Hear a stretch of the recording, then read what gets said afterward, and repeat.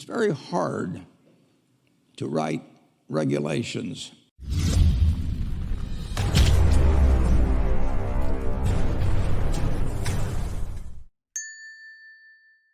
the best investment I ever made. Well, I bought a book in 1949 by a fellow named Ben Graham called The Intelligent Investor. I don't remember what I paid, but aside from what I paid for my 2 marriage licenses, that was the best investment I ever made.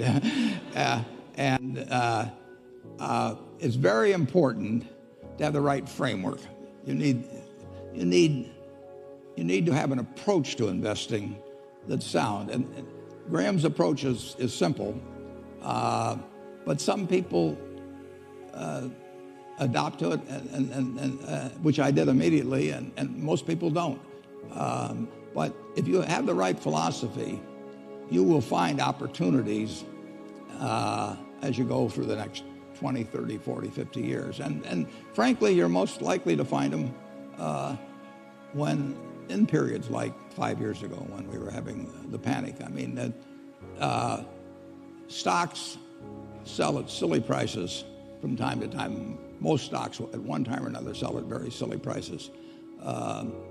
And it doesn't take a high IQ to figure out that they're cheap, but it does take a temperament that's willing to step up and actually act.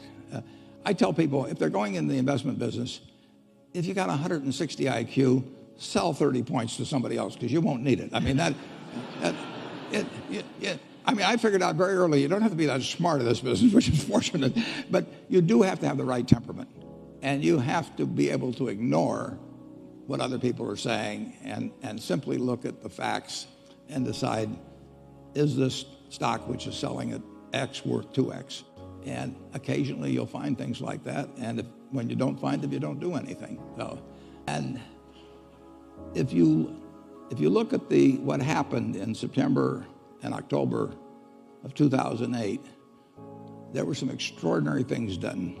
The Federal Reserve poured $85 billion into AIG, and if they hadn't, our world would be very different.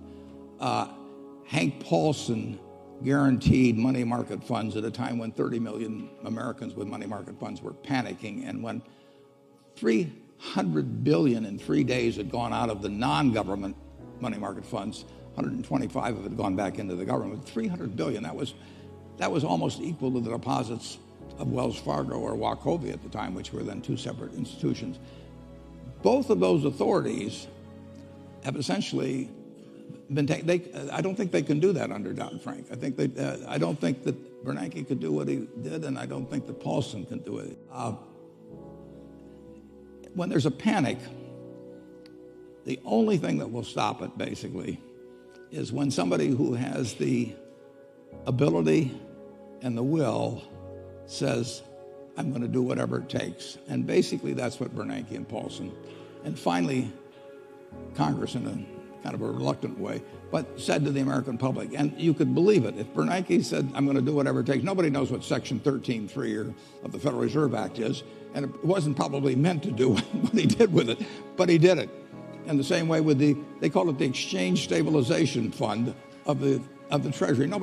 It was enacted back in 1934. Nobody dreamt it would be used to take care of money market funds. But you had these strong characters who had the ability to print money in the case of Bernanke, and they said, we're going to do whatever it takes. And the president was behind them. That is the way you end a real panic. And I worry actually that Congress doesn't like to give anybody that much authority, and it bothers them that the Fed has all this authority, or that Paulson acted as he did in TARP. And I tip my hat to them, and I'm not sure. There will be another panic. Where it comes from, who knows? But when that time comes, the question will be, are the people who have panicked, who have frozen, who have caused the economic engine to stop, will they believe and come right back and be doing something? And I'm not sure whether what's been enacted is a plus or a minus in that regard. Regardless, the country will come through, but it's very hard to write regulations that will keep people from acting foolishly, particularly when acting foolishly has been proven very profitable over the preceding few years. It's just the way it works.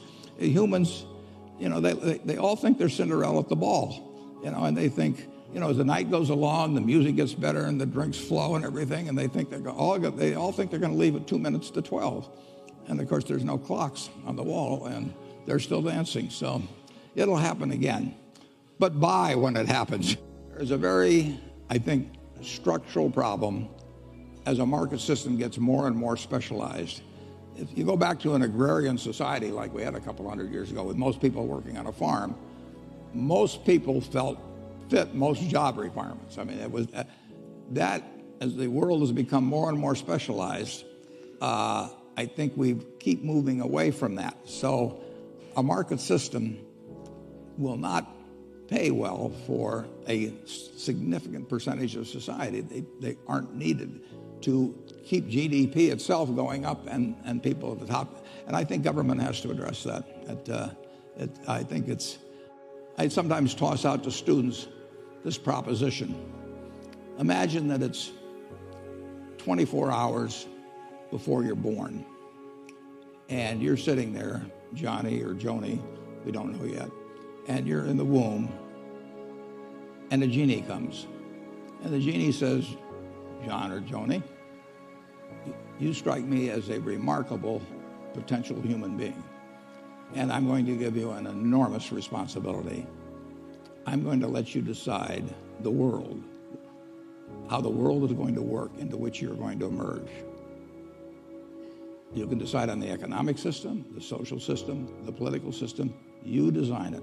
And whatever you design, that's going to be the system in which you live, your children live, grandchildren live. And you, being wise beyond your minus 24 hours of age, say, I know all about you, genies. What's the catch? And the genie says there's one catch. Just before you emerge, having designed the system, put it in cement, you're going to go over to that barrel over there that has 7 billion slips in it, one for every human being in the world, and you're going to pull out a slip.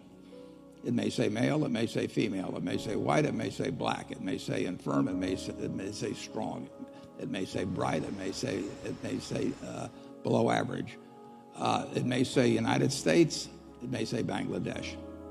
Now, not knowing which ticket you're going to pull out, what kind of a world do you want to design? Well, you certainly want to design a world that produces lots of goods and services and keeps producing more and more. You want a lot of stuff around. It could be the world's fairest society, but if it's on a barren desert island, it isn't going to do anybody good. So you really want something that works in terms of output. But once you have something that works in terms of output, you certainly want something that eliminates fear from everybody's life. Now, that doesn't just mean a lot of cops. It means fear of old age, fear of health, all of those problems. And you certainly want a system, not knowing what tickets you're going to get, that takes care of the people that don't survive so well in that market system, which maximizes the amount of output, your first goal. And I think we've done a wonderful job at the first stage. We have learned how to turn out lots of stuff. We have not thought as much, although we've thought a fair amount. I mean, when Social Security came in and all of that, I mean, this country has developed in terms of thinking about how a rich family should behave. But we have not, I think we are in the stage where we need to focus more on making sure that the people who get the bad tickets do better.